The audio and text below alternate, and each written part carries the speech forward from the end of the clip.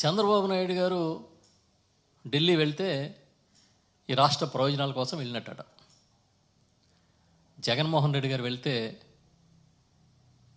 ఆయన సొంత ప్రయోజనాలకు వెళ్ళినట్టట ఆయన చెప్తారు.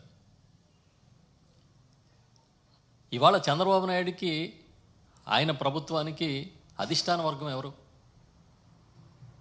చెప్పండి. గతంలో కాంగ్రెస్ సంస్కృతి ఉన్నప్పుడు ఈ రాష్ట్ర ప్రభుత్వాలన్నిటికీ అధిష్టాన వర్గం ఢిల్లీలో ఉంటుంది, ఢిల్లీ చెప్తే కానీ ఏం చేయలేదని చెప్పుకుంటూ ఉండేవాళ్ళం. ఇవాళ చంద్రబాబు నాయుడు గారికి అధిష్టాన వర్గం ఢిల్లీతో మాట్లాడి నిర్ణయాలు తీసుకునే పరిస్థితిలో ఉన్నాడు ఆయన. ఆయన చెప్తా ఉన్నారు 2014-19 మధ్య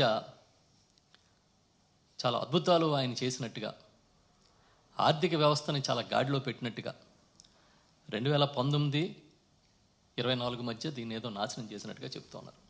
సో ముందు ఒక విషయాన్ని మాట్లాడదాం. మన విభజన చట్టం ప్రకారం రిసోర్స్ గ్యాప్ ఫండింగ్ అనేది కేంద్ర ప్రభుత్వం చేయాలి. మనకి అలా చేయాల్సి వచ్చినప్పుడు అప్పుడున్న లెక్కల ప్రకారం 17,000 కోట్ల రూపాయలు మన ఆంధ్రప్రదేశ్కి రావాల్సి ఉంది. అప్పట్లో ప్రత్యేక ప్యాకేజీలని పండగ చేసుకుంటున్న రోజుల్లో చంద్రబాబు నాయుడు గారు 5 ఏళ్ల కాలంలో ఆయన తీసుకొచ్చిన రిసోర్స్ గ్యాప్ ఫండింగ్ 3,900 కోట్లు. ఆ తర్వాత ఇంకా మనం రాబట్టలేమో, మన వల్ల కాదని చెప్పి అసలు ఆ అంశాన్నే కన్వీనియంట్గా వదిలేసి పక్కన పెట్టేశారు. 2019లో జగన్మోహన్ రెడ్డి గారు మళ్ళీ అధికారంలోకి వచ్చిన తర్వాత, వైఎస్ఆర్ పార్టీ ప్రభుత్వం ఏర్పాటు అయిన తర్వాత, అప్పుడు మళ్ళీ రిసోర్స్ గ్యాప్ ఫండింగ్ అనేది మనకి చాలా రావాల్సి ఉంది, ఏ పరిస్థితిలో మనం తెచ్చుకోవాలని చెప్పి భావించి దానిపైన కేంద్రంతో మాట్లాడి పెద్ద ఎత్తున వాళ్ళని ఒప్పించడానికి ప్రయత్నం చేసి 10,460 కోట్ల 87 లక్షల రూపాయలని విడుదల చేయించారు.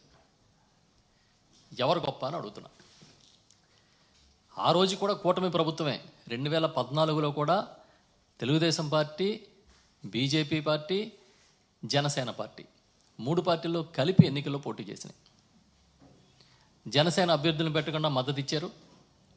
బీజేపీ కేంద్ర ప్రభుత్వంలో వేల మంత్రులు ఉన్నారు, వాళ్ళ మంత్రులు ఆ రాష్ట్ర ప్రభుత్వంలో ఉన్నారు, కలిసి పరిపాలన చేశారు. అలాంటి సమయంలో కూడా నువ్వు 3,900 కోట్ల రూపాయలు మాత్రమే ఈ రాష్ట్రానికి సాధించేవు అనేది రికార్డులు చెప్తూ ఉన్నాయి.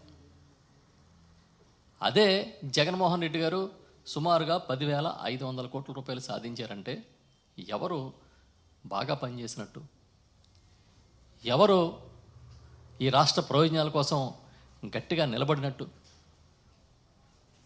ఇది నిజం కాదా అని అడుగుతున్నాను నేను.